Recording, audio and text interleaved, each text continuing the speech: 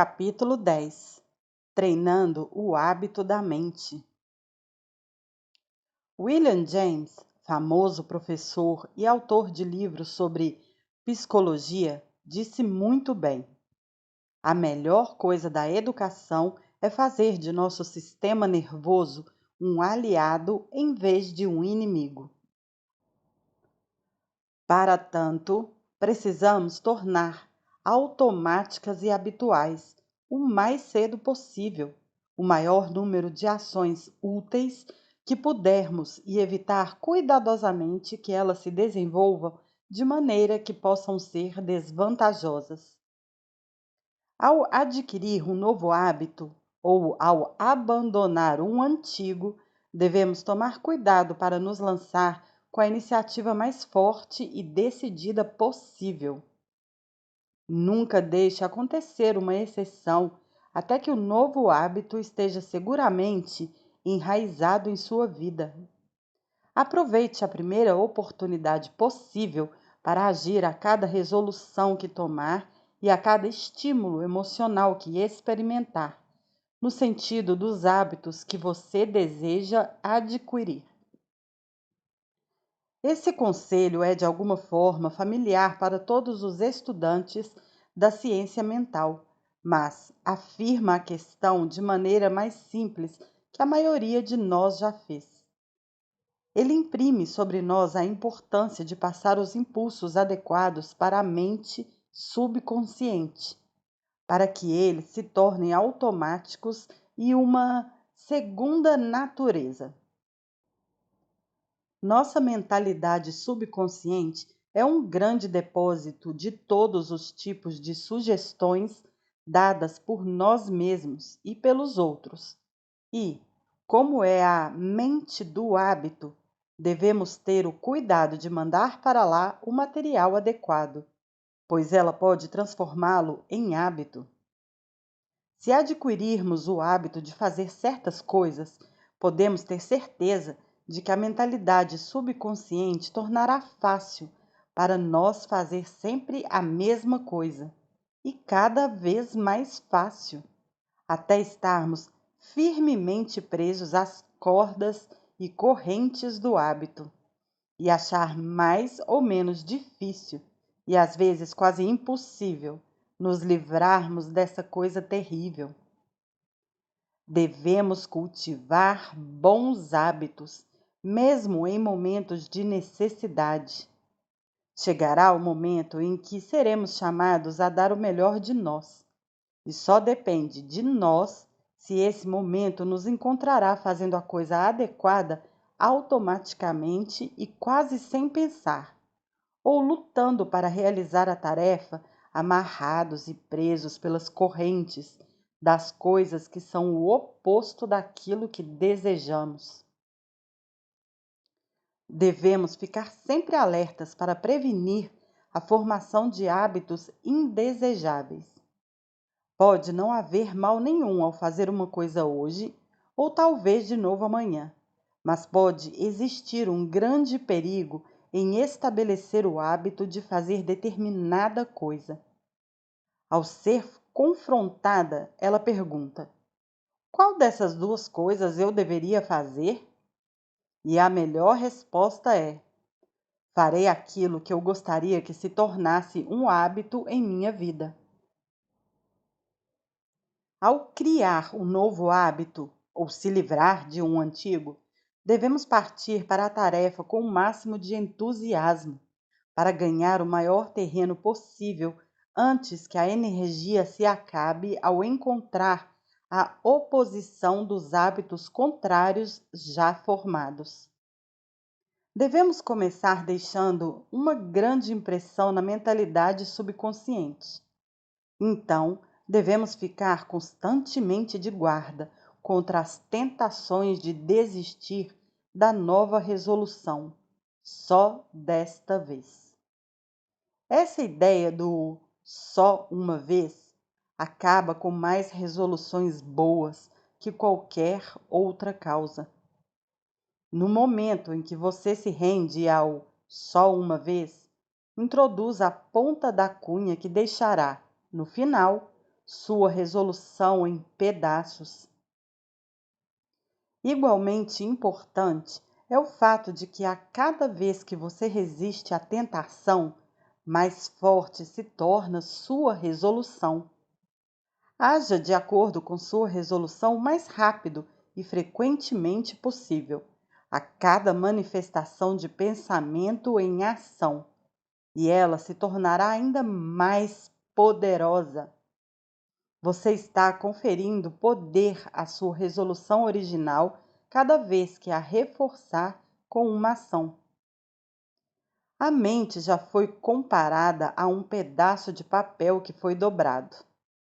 Após algum tempo, ela tende a dobrar sempre na mesma linha, a não ser que façamos um novo vinco para ser seguido. Os vincos são hábitos. A cada vez que criamos um, fica muito mais difícil para a mente se dobrar de acordo com o mesmo vinco dali em diante. Vamos criar nossos vincos mentais no sentido correto. Capítulo 11. A psicologia da emoção. As pessoas geralmente pensam nas emoções como se fossem independentes do hábito. É fácil pensarmos que alguém adquire os hábitos a partir de uma ação ou mesmo de um pensamento, mas estamos vendo as emoções como algo conectado ao sentimento e muito distante de um esforço intelectual. No entanto, apesar da distinção entre os dois, ambos são amplamente dependentes do hábito, e uma pessoa pode reprimir, aumentar, desenvolver ou mudar suas emoções, assim como pode regular seus hábitos de ação e linhas de pensamento. É um axioma da psicologia que as emoções se tornam mais profundas pela repetição. Se uma pessoa permite um estado de sentimento tomar totalmente controle sobre ela, achará mais fácil se render à mesma emoção pela segunda vez, e assim por diante, até que a emoção, o sentimento em questão se torne uma segunda natureza para ela. Se uma emoção indesejável se mostra inclinada a fazer de você uma morada permanente, é melhor começar a trabalhar para se livrar dela, ou pelo menos controlá-la. E o melhor momento para fazê-lo é no começo, já que a repetição faz que o hábito se torne mais firmemente entrincheirado e a tarefa de desalojá-lo ainda mais difícil. Você já sentiu inveja? Se a resposta for afirmativa, você lembrará como sua primeira aproximação foi traiçoeira, como ela sussurrou sugestões odiosas em seu ouvido, e como ela prosseguiu com essas sugestões gradualmente até que, finalmente, você começou a ver tudo verde. A inveja possui um efeito sobre a bile e faz que ela envenene o seu sangue. É por isso que a cor verde é sempre associada a ela. Então, você se lembrará como a coisa pareceu crescer, tomando conta, até que você mal conseguia não se entregar a ela.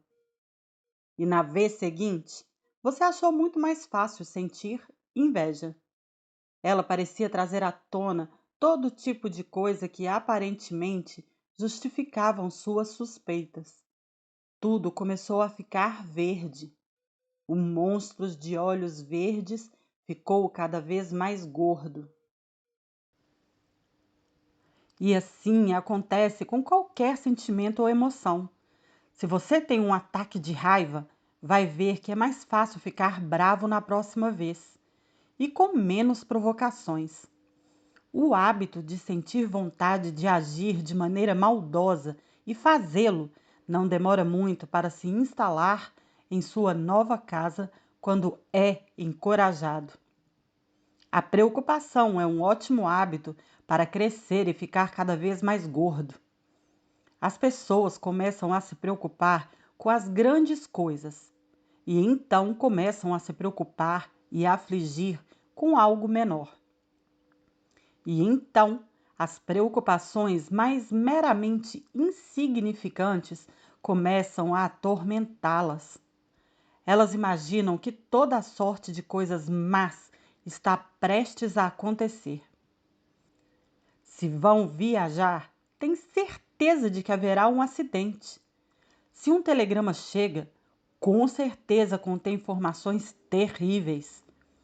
Se uma criança está quieta demais, a mãe preocupada não tem dúvida de que ela vai ficar doente e morrer.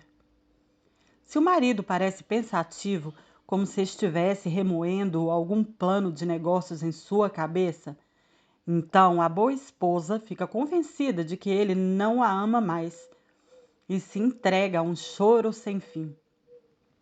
E assim por diante. Preocupação, preocupação, preocupação. A cada indulgência faz que o hábito se sinta ainda mais em casa. Após um tempo, o pensamento continuado se coloca em ação.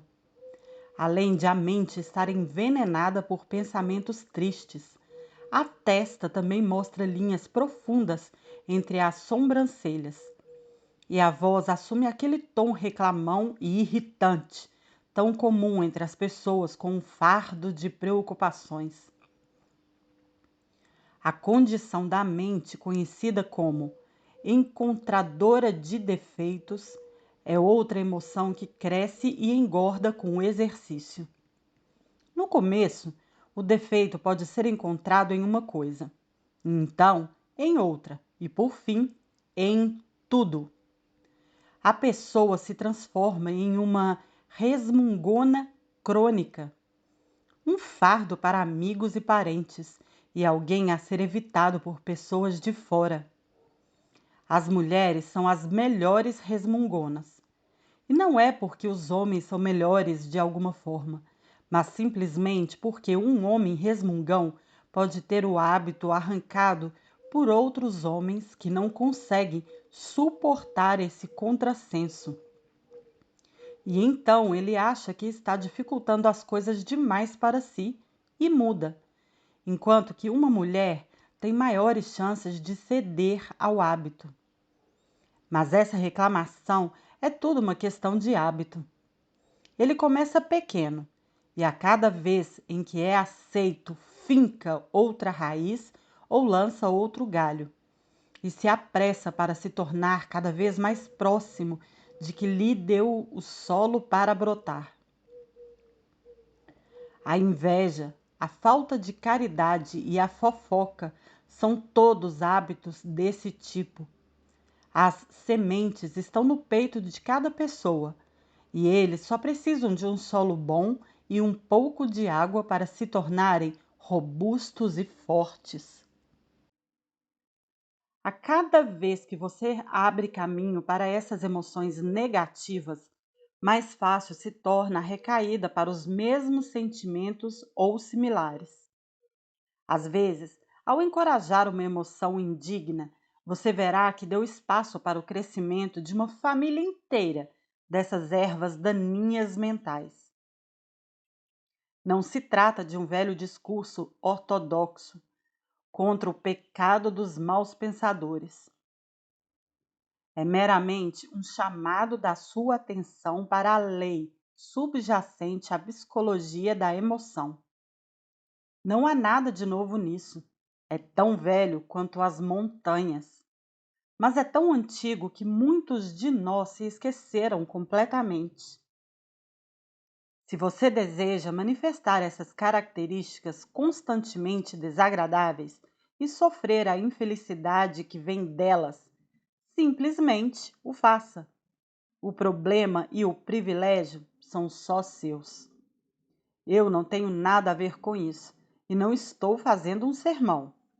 Tomar conta de minhas coisas e ficar de olho em hábitos e ações indesejáveis preenche meu dia. Estou meramente falando sobre a lei relacionada à questão, e o resto fica por sua conta. Mas se você quiser acabar com esses hábitos, há dois caminhos abertos. Primeiro, sempre que se encontrar sendo indulgente com um pensamento ou um sentimento negativo, retorne o controle e diga com firmeza e vigor: saia daqui! Ele não vai gostar no começo e vai tentar fugir das rédeas, curvar as costas e rosnar como um gato zangado. Mas não se importe. Diga: saia!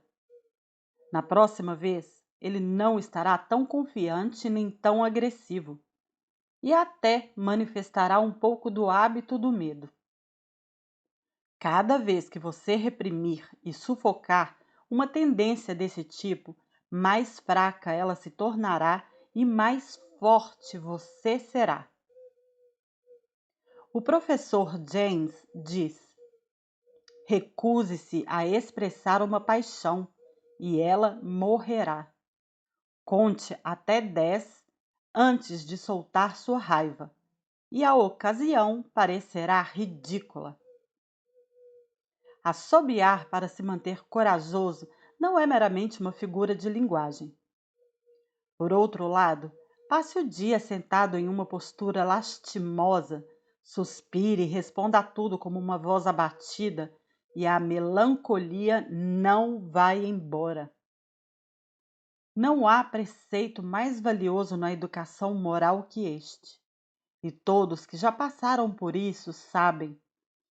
Se desejamos conquistar as tendências emocionais em nós mesmos, antes de tudo, precisamos seguir uma direção totalmente contrária, assiduamente e a sangue frio, a todas as disposições que preferíamos cultivar.